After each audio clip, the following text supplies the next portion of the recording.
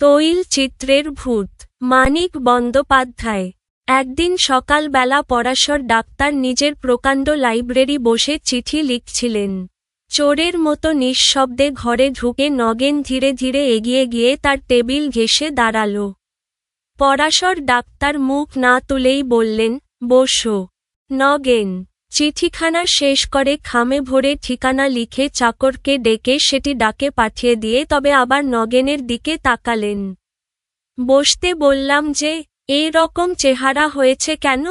অসুখ নাকি? নগেন ধপ করে একটা চেয়ারে বসে পড়ল। চোরকে যেন জিজ্ঞাসা করা হয়েছে সে চুরি করে কি না। এই রকম অতিমাত্রায় বিব্রত হয়ে সে বলল, না না, অসুখ নয়। অসুখ আবার কিসের? গুরুতর কিছু ঘটেছে সে বিষয়ে নিঃসন্দেহ হয়ে পরাশর ডাক্তার দুহাতের আঙুলের ডগাগুলি একত্র করে নগেনকে দেখতে লাগলেন। মোটাসোটা হাসিখুশি ছেলেটার তেল চকচকে চামড়া পর্যন্ত যেন শুকিয়ে গেছে। মুখে হাসির চিহ্নটুকুও নেই। চাউনি একটু উদ্ভ্রান্ত। কথা বলার ভঙ্গি পর্যন্ত কেমন খাপ ছাড়া হয়ে গেছে। নগেন তার মামাবাড়িতে থেকে কলেজে পড়ে। মাস 2 আগে নগেনের মামার শ্রাদ্ধের নিমন্ত্রণ রাখতে গিয়ে পরাশর ডাক্তার নগেনকে দেখেছিলেন। এই অল্প সময়ের মধ্যে এমন কি ঘটেছে যাতে ছেলেটা এরকম বদলে যেতে পারে? ছেলেবেলা থেকে মামাবাড়িতেই সে মানুষ হয়েছে বটে, কিন্তু মামার শোকে এরকম কাহিল হয়ে পড়ার মতো আকর্ষণ তো মামার জন্য তার কোনো দিন ছিল না। বড়লোক কৃপণ মামার যে ধরনের আদর বেচারি চিরকাল পেয়ে এসেছে তাতে মামার পরলোক যাত্রায় তার খুব বেশি দুঃখ হবার কথা নয়। বাইরে মামাকে খুব শ্রদ্ধাভক্তি দেখালেও মনে মনে নগেন যে তাকে প্রায়ই জমের বাড়ি পাঠাত তাও পরাশর ডাক্তার ভালো করেই জানতেন। পড়ার খরচের জন্য দুশ্চিন্তা হওয়ার কারণও নগেনের নেই, কারণ শেষ সময়ে কি ভেবে তার মামা তার নামে মোটা টাকা উইল করে রেখে গেছেন। নগেন হঠাৎ কাঁদো কাঁদো হয়ে বলল, ডাক্তার কাকা, সত্যি করে একটা কথা বলবেন? আমি কি পাগল হয়ে গেছি? পরাশর ডাক্তার একটু হেসে বললেন, তোমার মাথা হয়ে গেছ। পাগল হওয়া কি মুখের কথা রে বাবা।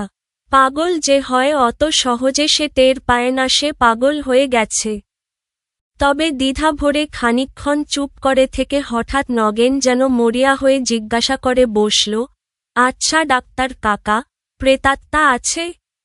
প্রেতাত্মা মানে তো ভূত? নেই। নেই, তবে অনেকক্ষণ ইতস্তত করে, অনেক ভূমিকা করে। অনেকবার শিউরে উঠে নগেন ধীরে ধীরে আসল ব্যাপারটা খুলে বলল। চমকপ্রদ অবিশ্বাস্য কাহিনী। বিশ্বাস করা শক্ত হলেও পরাশর ডাক্তার বিশ্বাস করলেন। মিথ্যা গল্প বানিয়ে তাকে শোনাবার ছেলে যে নগেন নয়, তিনি তা জানতেন। মামা তাকেও প্রায় নিজের ছেলেদের সমান টাকাকড়ি দিয়ে গেছেন জেনে প্রথমটা নগেন একেবারে স্তম্ভিত হয়ে গিয়েছিল। মামার এরকম উদারতা সে কোনোদিন কল্পনাও করতে পারেনি। বাইরে যেমন ব্যবহারই করে থাকুন, মামা তাকে নিজের ছেলেদের মতোই ভালোবাসতেন জেনে পরলোকগত মামার জন্য আন্তরিক শ্রদ্ধাভক্তিতে তার মন ভরে গেল। আর সেই সঙ্গে জাগল এরকম দেবতার মতো মানুষকে সারা জীবন ভক্তি ভালোবাসার ভান করে ঠকিয়েছে ভেবে দারুণ লজ্জা আর অনুতাপ। শ্রাদ্ধের দিন অনেক রাত্রে বিছানায় শুতে যাওয়ার পর অনুতাপটা যেন বেড়ে গেল। শুয়ে শুয়ে সে ছটফট করতে লাগল। হঠাৎ এক সময়ে তার মনে হল, সারা জীবন তো ভক্তি শ্রদ্ধার ভান করে মামাকে সে ঠকিয়েছে, এখন যদি সত্য সত্যই ভক্তি শ্রদ্ধা জেগে থাকে লাইব্রেরি ঘরে মামার তৈল চিত্রের পায়ে মাথা ঠেকিয়ে প্রণাম করে এলে হয়তো আত্মগ্লানি একটু কমবে, মনটা শান্ত হবে। রাত্রি তখন প্রায় 3টে বেজে গেছে, সকলে আলো নিভিয়ে শুয়ে পড়েছে। বাড়ি অন্ধকার।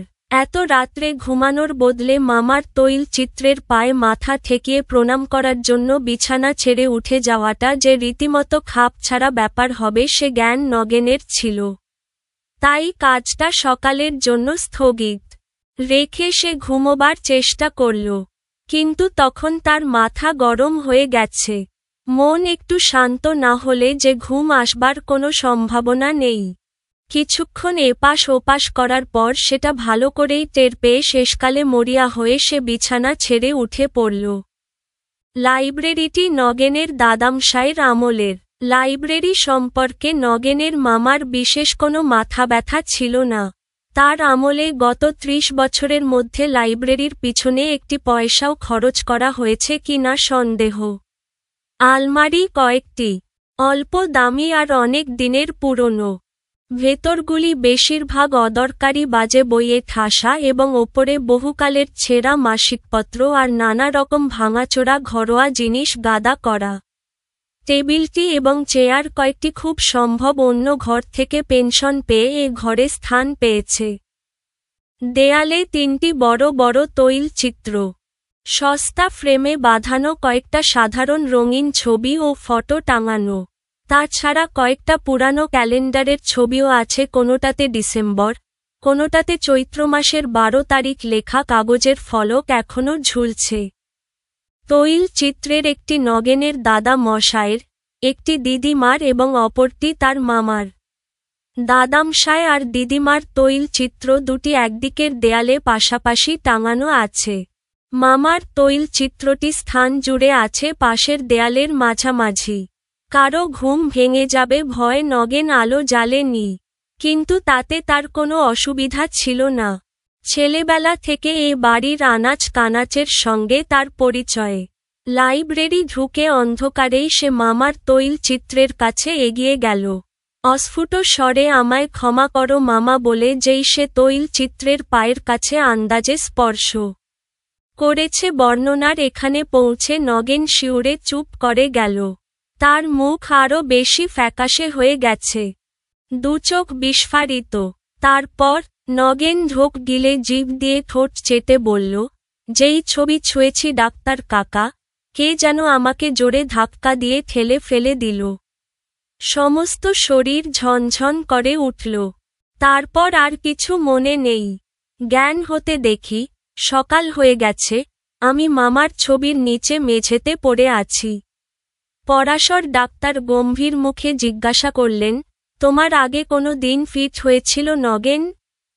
নগেন মাথা নেড়ে বলল, ফিট? না, কশ্চিনকালেও আমার ফিট হয়নি। আপনি ভুল করেছেন ডাক্তার কাকা, এ ফিট নয়। মরলে তো মানুষ সব জানতে পারে। মামাও জানতে পেরেছেন টাকার লোভে আমি মিথ্যা ভক্তি দেখাতাম, তাই ছবি ছোঁয়ামাত্র রাগে ঘেন্নায় আমাকে ধাক্কা দিয়ে সরিয়ে দিয়েছিলেন। সবটা শুনুন আগে, তাহলে বুঝতে পারবেন। সমস্ত সকাল নগেন মরার মতো বিছানায় পড়ে রইল। এই চিন্তাটাই কেবল তার মনে ঘুরপাক খেতে লাগল। ভক্তি ভালোবাসার ছলনায় টাকা আদায় করে নিয়েছে বলে পরলোকে গিয়েও তার ওপর মামার এমন জোরালো বিতৃষ্ণা জেগেছে যে তার তৈল চিত্রটি পর্যন্ত তিনি তাকে স্পর্শ করতে দিতে রাজি নন। যাই হোক, নগেন একালের ছেলে। প্রথম ধাক্কাটা কেটে যাবার পর তার মনে নানারকম দ্বিধা সন্দেহ জাগতে লাগল। কে জানে রাত্রে যা ঘটেছে তা নিছক স্বপ্ন কিনা। ধৈর্য ধরতে না পেরে দুপুরবেলা সে আবার লাইব্রেরি গিয়ে মামার তৈল চিত্র স্পর্শ করে প্রণাম করল। একবার যদি মামা রাগ দেখিয়ে থাকেন, আবার দেখাবেন না কেন? এবার কিছুই ঘটল না। শরীরটা অবশ্য খুব খারাপ হয়ে আছে। মেঝেতে ধাক্কা যেখানে লেগেছিল মাথার সেখানটা ফুলে টনটন করছে এবং সকালে লাইব্রেরি মামার তৈল চিত্রের নিচে মেঝেতেই তার জ্ঞান হয়েছিল। কিন্তু এতে বড়জোর প্রমাণ হয়, রাত্রে ঘুমের মধ্যেই হোক আর জাগ্রত অবস্থাতেই হোক লাইব্রেরি গিয়ে সে একটা আছাড় খেয়েছিল। নিজের তৈল চিত্রে ভর করে মামাই যে তাকে ধাক্কা দিয়েছিলেন তার কি প্রমাণ আছে? নগেন যেন স্বস্তির নিঃশ্বাস ফেলে বাঁচল, কিন্তু বেশিক্ষণ তার মনের শান্তি টিকল না। রাত্রে আলো নিভিয়ে বিছানায় শুয়েই হঠাৎ তার মনে পড়ে গেল, তার তো ভুল হয়েছে। দিনের বেলা তাকে ধাক্কা দেওয়ার ক্ষমতা তো তার মামার এখন নেই, রাত্রি ছাড়া তার মামা তো এখন কিছুই করতে পারেন না। কি সর্বনাশ! তবে তো রাত্রে আরেকবার মামার তৈল চিত্র না ছুঁয়ে কাল রাত্রের ব্যাপারকে স্বপ্ন বলা যায় না। এত রাত্রে আবার লাইব্রেরি যাওয়ার কথা ভেবেই নগেনের হৃৎকম্প হতে লাগল। কিন্তু এমন একটা সন্দেহ না মিটিয়েই বা মানুষের চলে কি করে? খানিকটা পরে নগেন আবার লাইব্রেরি হাজির। ভয়ে বুক কাঁপছে, ছুটে পালাতে ইচ্ছে হচ্ছে, কিন্তু কি এক অদম্য আকর্ষণ তাকে টেনে নিয়ে চলেছে মামার তৈল চিত্রের দিকে। ঘরে ঢুকেই সে সুইচ টিপে আলো জ্বেলে দিল। মটকার পাঞ্জাবির ওপর দামি শাল গায়ে মামা দেয়ালে দাঁড়িয়ে আছেন। মাথায় কাঁচা পাকা চুল, মুখে একজোড়া মোটা গোঁফ, চোখে ভর্ৎসনার দৃষ্টি। নগেন এগিয়ে গিয়ে মামার পায়ের কাছে ছবি স্পর্শ করল। কেউ তাকে ঠেলে সরিয়ে দিল না, কিন্তু সমস্ত শরীর হঠাৎ যেন কেমন অস্থির অস্থির করতে লাগল। তৈল চিত্র থেকে কি যেন তার মধ্যে প্রবেশ করে ভেতর থেকে তাকে কাঁপিয়ে তুলছে। তবু নগেন যেন বাঁচল। ভয়ের জন্য শরীর এরকম অস্থির অস্থির করতে পারে, সেটা সামান্য ব্যাপার। ফিরে যাওয়ার সময় আলোটা নিভিয়েই নগেন আবার থমকে দাঁড়িয়ে পড়ল। তার আরেকটা কথা মনে এসেছে। কাল ঘর অন্ধকার ছিল, আজ আলোটা থাকার জন্য যদি মামা কিছু না করে থাকেন।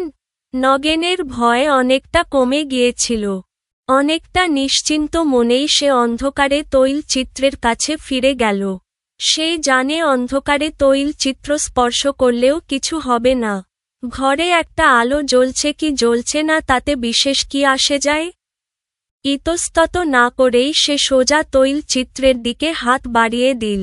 পরক্ষণে, ঠিক প্রথম রাত্রের মতো জোরে ধাক্কা দিয়ে মামা আমায় ফেলে দিলেন ডাক্তার কাকা। অজ্ঞান হয়ে গেলে? না, একেবারে অজ্ঞান হয়ে যাইনি। অবশ্য আচ্ছন্নের মতো অনেকক্ষণ মেঝেতে পড়েছিলাম, কিন্তু জ্ঞান ছিল। তারপর থেকে আমি ঠিক পাগলের মতো হয়ে গেছি ডাক্তার কাকা। দিনরাত কেবল এই কথাই ভাবি। রোজ কতবার ঠিক করি বাড়ি ছেড়ে কোথাও পালিয়ে যাব, কিন্তু যেতে পারি না। কিসে যেন আমায় জোর করে আটকে রেখেছে। পরাশর ডাক্তার খানিকক্ষণ ভেবে জিজ্ঞাসা করলেন, তারপর আর কোনোদিন ছবিটা ছুঁয়েছ? কতবার? দিনে ছুঁয়েছি, রাত্রে ছুঁয়েছি, আলো জেলে ছুঁয়েছি, অন্ধকারে ছুঁয়েছি। ঠিক ওই রকম ব্যাপার ঘটে। দিনে বা রাত্রে আলো জেলে ছুলে কিছু হয় না, অন্ধকারে ছোঁয়ামাত্র মামা আমাকে ঠেলে দেন। সমস্ত শরীর যেন ঝনঝনিয়ে ঝাঁকানি দিয়ে ওঠে। কোনোদিন অজ্ঞান হয়ে যাই, কোনোদিন জ্ঞান থাকে। বলতে বলতে নগেন যেন একেবারে ভেঙে পড়ল। আমি কি করব ডাক্তার কাকা? এমন করে কদিন চলবে? পরাশর ডাক্তার বললেন, তার দরকার হবে না, আমি সব ঠিক করে দেব। আজ সকলে ঘুমিয়ে পড়লে রাত্রি ঠিক 12টার সময় তুমি বাইরের ঘরে আমার জন্য অপেক্ষা করো, আমি যাব। একটু থেমে আবার বললেন, ভূত বলে কিছু নেই নগেন। তবু মাঝরাত্রে অন্ধকার লাইব্রেরি পরাশর ডাক্তার মৃদু একটু অস্বস্তি বোধ করতে লাগলেন। এই ঘরে বাড়ির লোক খুব কম আসে। ঘরের বাতাসে পুরনো কাগজের একটা ভাবসা গন্ধ পাওয়া যায়। নগেন শক্ত করে তার একটা হাত চেপে ধরে কাঁপছে। কিসের ভয়? ভূতের। তৈল চিত্রের ভূতের। ভূতে যে একেবারে বিশ্বাস করে না, যার বদ্ধমূল ধারণা এই যে যত সব অদ্ভুত অথচ সত্য ভূতের গল্প শোনা যায় তার প্রত্যেকটির সাধারণ ও স্বাভাবিক কোনো ব্যাখ্যা আছেই আছে। ছবির ভূতের অসম্ভব আর অবিশ্বাস্য ভূতের ঘরে পা দিয়ে তার কখনো কি ভয় হতে পারে? তবু অস্বস্তি যে বোধ হচ্ছে সেটা অস্বীকার করার উপায় নেই। নগেন যে কাহিনী শুনিয়েছে, সারা দিন ভেবেও পরাশর ডাক্তার তার কোনো সঙ্গত ব্যাখ্যা কল্পনা করতে পারেননি। একদিন নয়, একবার নয়, ব্যাপারটা ঘটেছে অনেকবার। দিনে তৈল চিত্র নিস্তেজ হয়ে থাকে, রাত্রে তার তেজ বাড়ে। কেবল তাই নয়, অন্ধকার না হলে সে তেজ সম্পূর্ণ প্রকাশ পায় না। আরও একটা কথা, রাত্রি বাড়ার সঙ্গে তৈল চিত্র যেন বেশি সজীব হয়ে উঠতে থাকে। প্রথম রাত্রে নগেন অন্ধকারে স্পর্শ করলে ছবি নগেনের হাতটা শুধু ছিটকিয়ে সরিয়ে দিয়েছে। মাঝরাত্রে স্পর্শ করলে এত জোরে তাকে ধাক্কা দিয়েছে যে মেঝেতে আছড়ে পড়ে নগেনের জ্ঞান লোপ পেয়ে গেছে। অশরীরী শক্তি কল্পনা করা ছাড়া এই সমস্তের আর কি মানে হয়? হয়, নিশ্চয় হয়। মনে মনে নিজেকে ধমক দিয়ে পরাশর ডাক্তার নিজেকে এই কথা শুনিয়ে দিলেন। তারপর চোখ তুলে তাকালেন দেয়ালের যেখানে নগেনের মামার তৈল চিত্রটি ছিল। এই ঘরে তিনি আগেও কয়েকবার এসেছেন। তৈল চিত্রগুলির অবস্থান তার অজানা ছিল না। যা চোখে পড়ল তাতে পরাশর ডাক্তারের বুকটাও ধড়াস করে উঠল। তৈল চিত্রের ওপরের দিকে দুটি উজ্জ্বল চোখ তার দিকে জ্বলজ্বল করে তাকিয়ে আছে। চোখ দুটির মধ্যে ফাঁক প্রায় 1.5 হাত। ঠিক এই সময় নগেন ফিসফিস করে বলল, আলোটা জ্বালবো ডাক্তার কাকা? পরাশর ডাক্তার তার গলার আওয়াজ শুনেই চমকে উঠলেন না। রাস্তা অথবা পাশের কোনো বাড়ি থেকে সরু একটা আলোর রেখা ঘরের দেয়ালে এসে পড়েছে। তাতে অন্ধকার কমেনি, মনে হচ্ছে যেন সেই আলোটুকুতে ঘরের অন্ধকারটাই স্পষ্ট দেখতে পাওয়া যাচ্ছে মাত্র। নগেন আবার ফিসফিস করে বলল, একটা কথা আপনাকে বলতে ভুলে গেছি ডাক্তার কাকা। দাদামশাই আর দিদিমার ছবি তারা মরবার পর করা হয়েছিল, কিন্তু মামার ছবিটা মরবার আগে মামা নিজে শখ করে আঁকিয়েছিলেন। হয়তো সেই জন্যেই নগেনের শিহরণ স্পষ্ট টের পাওয়া যায়। ভয় পেয়ে গেছেন? দাঁতে দাঁত লাগিয়ে পরাশর ডাক্তার তৈল চিত্রের দিকে এগিয়ে গেলেন। কাছাকাছি যেতে জ্বলজ্বলে চোখ দুটির জ্যোতি যেন অনেক কমে গেল। হাত বাড়িয়ে দিতে প্রথমে তার হাত পড়ল দেয়ালে। যত সাহস করেই এগিয়ে এসে থাকুন। প্রথমেই একেবারে নগেনের মামার গায়ে হাত দিতে তার কেমন দ্বিধা বোধ হচ্ছিল। পাশের দিকে হাত সরিয়ে তৈল চিত্রের ফ্রেম স্পর্শ করা মাত্র বৈদ্যুতিক আঘাতে যেন তার শরীরটা ঝনঝন করে উঠল। অস্ফুট গোঙানির আওয়াজ করে। পেছনে দিকে 2 পা ছিটকে দিয়ে তিনি মেঝেতে বসে পড়লেন।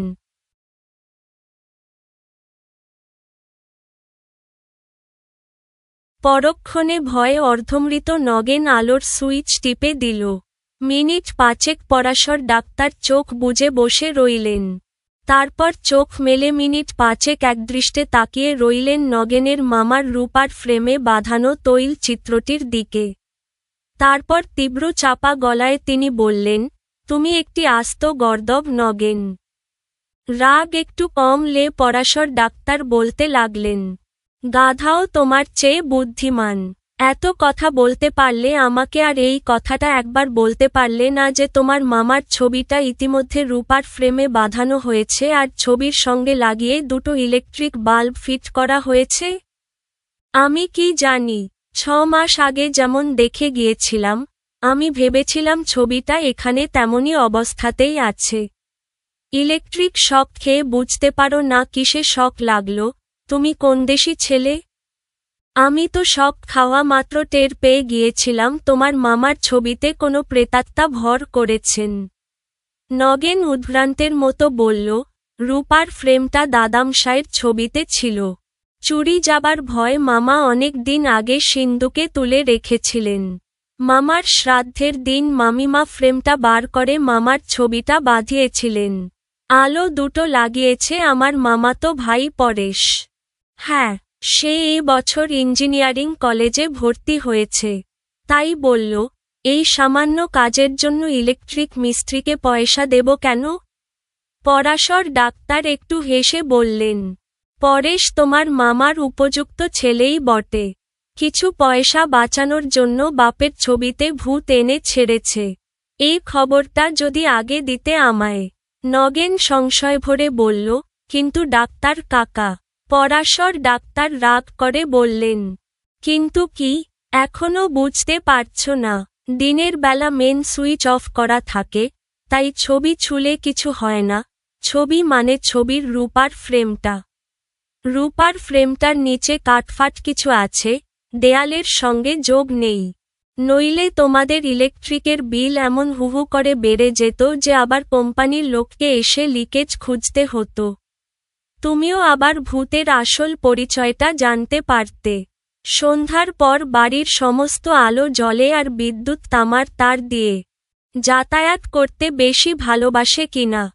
তাই সে সময় ছবি ছুলে তোমার কিছু হয় না। এই ঘরের আলোটা জ্বাললেও তাই হয়। মাঝরাত্রে বাড়ির সমস্ত আলো নিভে যায়, তখন ছবিটা ছুলে আর কোনো পথ খোলা নেই দেখে বিদ্যুৎ অগত্যা তোমার মতো বোকা হাবার শরীরটা দিয়েই। পরাশর ডাক্তার চুপ করে গেলেন। তার হঠাৎ মনে পড়ে গেছে, সুযোগ পেলে তার শরীরটা পথ হিসেবে ব্যবহার করতেও বিদ্যুৎ দ্বিধা করে না। তিনি হাঁফ ছাড়লেন। কপাল ভালো, তরিতাহত হয়ে প্রাণে মরতে হয়নি। শব্দার্থ ও টিকা। প্রকাণ্ড, অত্যন্ত বৃহৎ, অতিশয় বড়। বিব্রত, ব্যতিব্যস্ত, বিপন্ন, বিচলিত, উদ্ভ্রান্ত, বিহ্বল, দিশেহারা, হতজ্ঞান, খাপ ছাড়া, বেমানান, উদ্ভট, অসংলগ্ন। শ্রাদ্ধ, মৃত ব্যক্তির আত্মার শান্তির জন্য শ্রদ্ধা নিবেদনের হিন্দু আচার বা শাস্ত্রীয় অনুষ্ঠান। উইল, শেষ ইচ্ছেপত্র, মৃত্যুর পরে সম্পত্তি বণ্টন বিষয়ে মালিকের ইচ্ছানুসারে প্রস্তুত ব্যবস্থাপত্র বা দানপত্র, যা তার মৃত্যুর পরে বলবৎ হয়। প্রেতাত্মা, মৃতের আত্মা, ভূত। অনুতাপ, আফসোস, কৃতকর্ম বা আচরণের জন্য অনুশোচনা, পরিতাপ। তৈলচিত্র, তেল রঙে আঁকা ছবি। প্রণাম, হাত ও মাথা দ্বারা গুরুজনের চরণ স্পর্শ করে অভিবাদন। আত্মগ্লানি, নিজের ওপর ক্ষোভ ও ধিক্কার, অনুতাপ। অনুশোচনা, বিস্ফারিত, বিস্তারিত, প্রসারিত। কশ্চিনকালে, কোনো কালে বা কোনো কালেই। ছলনা, প্রতারণা, প্রবঞ্চনা, ধোঁকা। হৃৎকম্প, হৃৎপিণ্ডের স্পন্দন, বুকের কাঁপুনি। মটকা, রেশমের মোটা কাপড়। ভর্ৎসনা, তিরস্কার, ধমক, নিন্দা।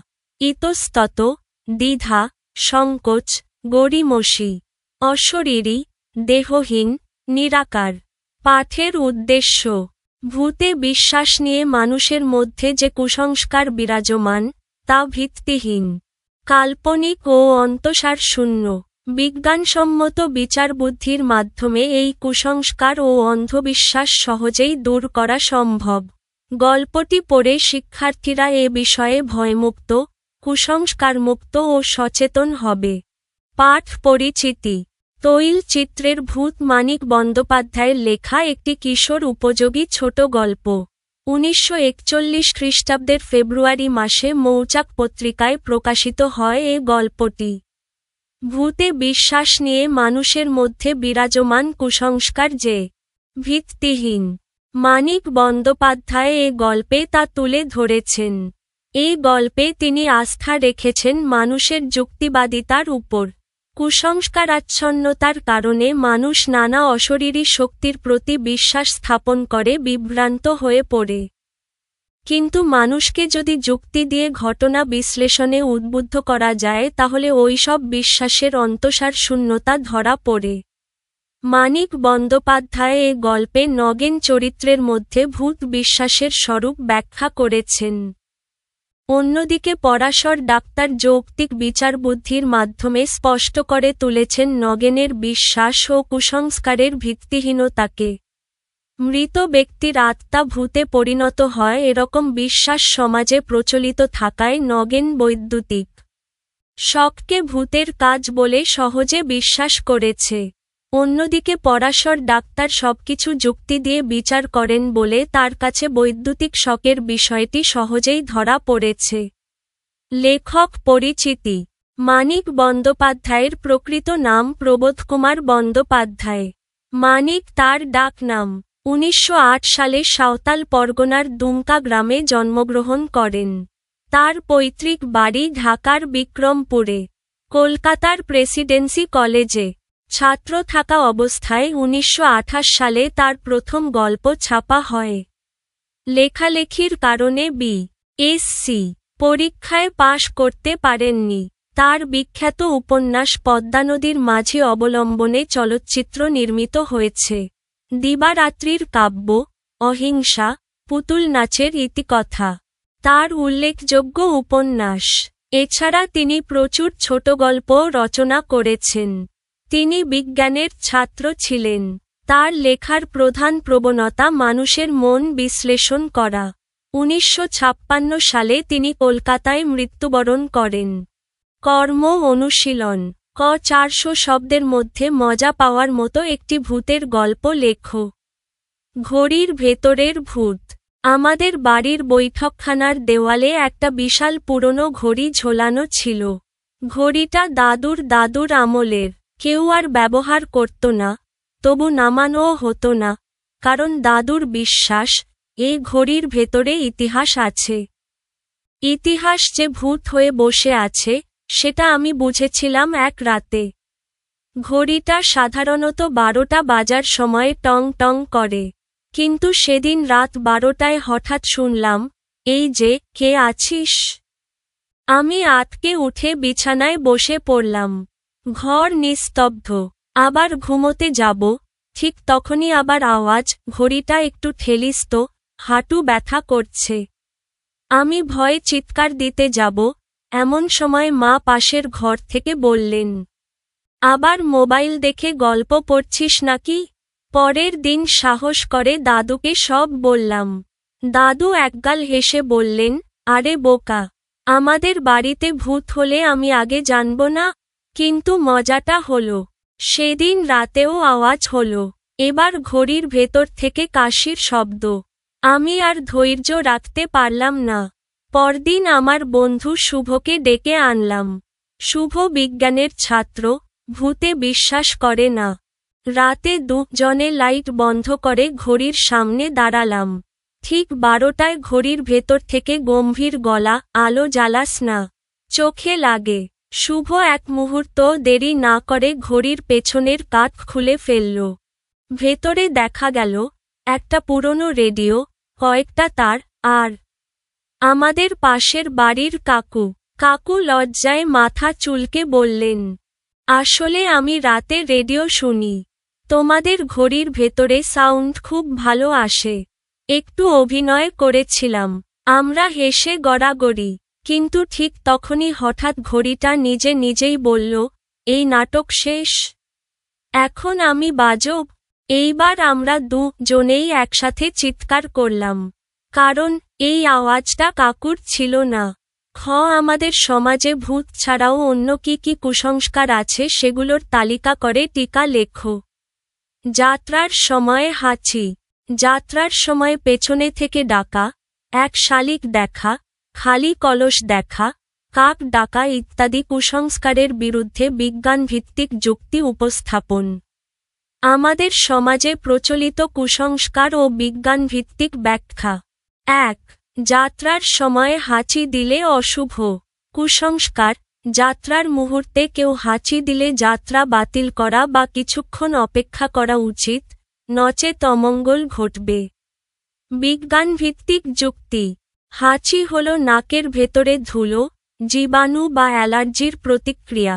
এর সঙ্গে ভবিষ্যৎ ঘটনা বা যাত্রার সাফল্য ব্যর্থতার কোনো কার্যকারণ সম্পর্ক নেই। এটি সম্পূর্ণ শারীরবৃত্তীয় প্রক্রিয়া। 2. যাত্রার সময়ে পেছনে থেকে ডাকলে বিপদ। কুসংস্কার, বাড়ি থেকে বেরোনোর সময়ে কেউ নাম ধরে ডাকলে যাত্রা অশুভ হয়। বিজ্ঞানভিত্তিক যুক্তি। মানুষ হঠাৎ ডাক শুনলে মানসিকভাবে কিছুটা বিহ্বল হতে পারে, কিন্তু এতে দুর্ঘটনা বা অমঙ্গলের কোনো বৈজ্ঞানিক কারণ নেই। এটি কেবল মানসিক প্রভাবের ফল। 3. এক শালিক দেখা অমঙ্গল। কুসংস্কার, একটি শালিক দেখা মানেই বিপদ বা খারাপ খবর আসবে। বিজ্ঞানভিত্তিক যুক্তি, শালিক একটি সাধারণ পাখি। কখনো একা, কখনো দলবদ্ধভাবে চলাফেরা করে। পাখির উপস্থিতির সঙ্গে মানুষের ভাগ্য বা ঘটনার কোনো সম্পর্ক নেই। 4. খালি কলস দেখা অশুভ লক্ষণ। কুসংস্কার, যাত্রাপথে খালি কলস দেখলে কাজ সফল হয় না। বিজ্ঞানভিত্তিক যুক্তি, খালি বা ভরা কলস, দুটিই জড়বস্তু। এদের দ্বারা কোনো ভবিষ্যৎ নির্ধারিত হয় না। এটি প্রতীকভিত্তিক কল্পনা মাত্র, বাস্তবতার সঙ্গে সম্পর্কহীন। 5. কাক ডাকলে অতিথি আসবে। কুসংস্কার, কাক ডাক মানেই অতিথি আগমনের ইঙ্গিত। বিজ্ঞানভিত্তিক যুক্তি, কাক নানা কারণে ডাকতে পারে, খাবারের সন্ধানে, অন্য কাককে সতর্ক করতে বা পরিবেশগত কারণে। কাকের ডাক ও অতিথি আগমনের মধ্যে কোনো বৈজ্ঞানিক সম্পর্ক নেই। 6. রাতে নখ বা চুল কাটলে অমঙ্গল। কুসংস্কার, রাতে নখ বা চুল কাটলে বিপদ ডেকে আনে। বিজ্ঞানভিত্তিক যুক্তি, আগে রাতে পর্যাপ্ত আলো না থাকায় আঘাত লাগার আশঙ্কা ছিল। সেখান থেকেই এই ধারণার জন্ম। আধুনিক আলোর ব্যবস্থায় এর কোনো যৌক্তিকতা নেই। উপসংহার: কুসংস্কার মানুষের অজ্ঞানতা ও ভয়ের ফল। বিজ্ঞানভিত্তিক যুক্তিবোধ ও শিক্ষা মানুষের চিন্তাকে মুক্ত করে। তাই কুসংস্কারে বিশ্বাস না করে যুক্তি ও বিজ্ঞানের আলোকে সবকিছু বিচার করাই বাঞ্ছনীয়। নমুনা প্রশ্ন, বহুনির্বাচনী প্রশ্ন। 1. নগেন কার বাড়িতে থেকে লেখাপড়া করত? গ. মামার। 2. নগেনের সাথে পরাশর ডাক্তারের প্রথম দেখা হয় কখন? ক. 2 মাস আগে। 3. মৃত মামার ছবি নগেনকে ধাক্কা দিয়ে ফেলে দিল কেন? গ. ছবির রূপার ফ্রেমে বৈদ্যুতিক সংযোগ থাকায়। নিচের উদ্দীপকটি পড়ে 4 ও 5 নং প্রশ্নের উত্তর দাও। আদনান সন্ধ্যাবেলা হাসপাতাল থেকে বাড়ি ফিরছিল। এক সময় মনে হলো তার পেছনে পেছনে কেউ হাঁটছে। সে পেছনে ফিরে তাকায় কিন্তু কিছুই দেখতে পায় না। ফলে ভয়ে কাঁপছিল। এমন সময় বিদ্যুৎ চলে গেলে সে জোরে চিৎকার দিয়ে ওঠে। তার মা বাতি নিয়ে ছুটে এসে দেখেন আদনানের পায়ের জুতার তলে পেরেক গাঁথা একটা কাঠি। এতক্ষণে আদনান ভয়ের কারণ খুঁজে পায়। 4. উদ্দীপকের আদনানের সাথে তৈলচিত্রের ভূত গল্পের নগেনের সাদৃশ্যের কারণ। খ. তারা অন্ধকারকে ভয় করত। উভয় ক্ষেত্রেই অন্ধকার ও অজানা পরিস্থিতি ভয় সৃষ্টি করেছে, যার ফলে বাস্তব কারণ বুঝতে দেরি হয়েছে। 5. এরূপ সাদৃশ্যের মূলে কোনটি বিদ্যমান? ক. বাস্তব জ্ঞানের অভাব। আদনান যেমন বাস্তব কারণ, পায়ের জুতায় পেরেক, বুঝতে না পেরে ভয় পেয়েছে, তেমনি নগেনও বৈদ্যুতিক শককে ভূতের কাজ ভেবেছে। উভয়ের ক্ষেত্রেই বাস্তব ও বিজ্ঞানভিত্তিক জ্ঞানের অভাব মূল কারণ। সৃজনশীল প্রশ্ন। রফিক সাহেব শীতের ছুটিতে ভাগ্নি সাহানাকে নিয়ে গ্রামে বেড়াতে যান। রাতের আকাশ দেখার জন্য তারা খোলা মাঠে যান। অদূরেই দেখতে পান মাঠের মধ্যে হঠাৎ এক প্রকার আলো জ্বলে উঠে তা সামনে এগিয়ে যাচ্ছে।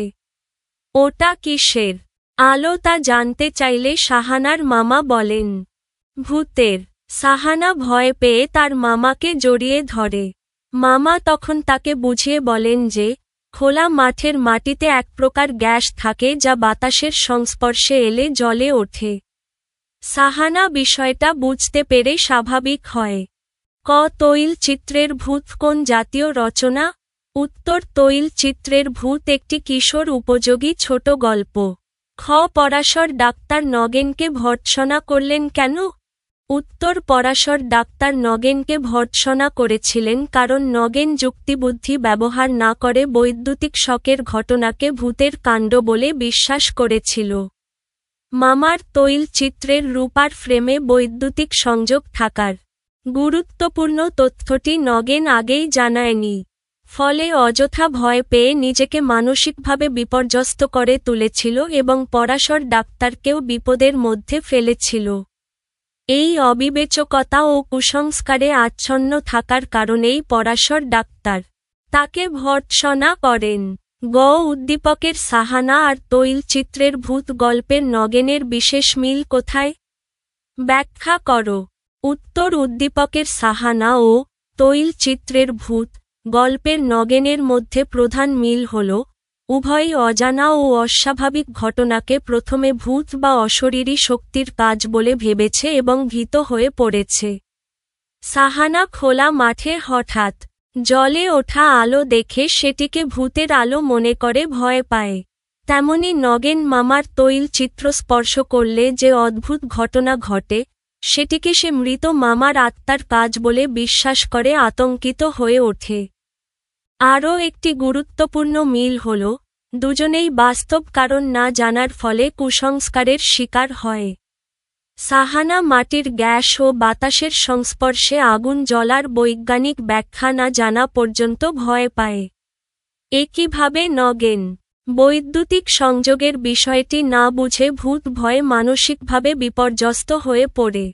অতএব সাহানা ও নগেনের বিশেষ মিল হল বাস্তব ও বিজ্ঞানভিত্তিক জ্ঞানের অভাবে তারা উভয়েই অজানা ঘটনাকে অতিপ্রাকৃত বলে মনে করেছে এবং ভয় পেয়েছে। ঘ.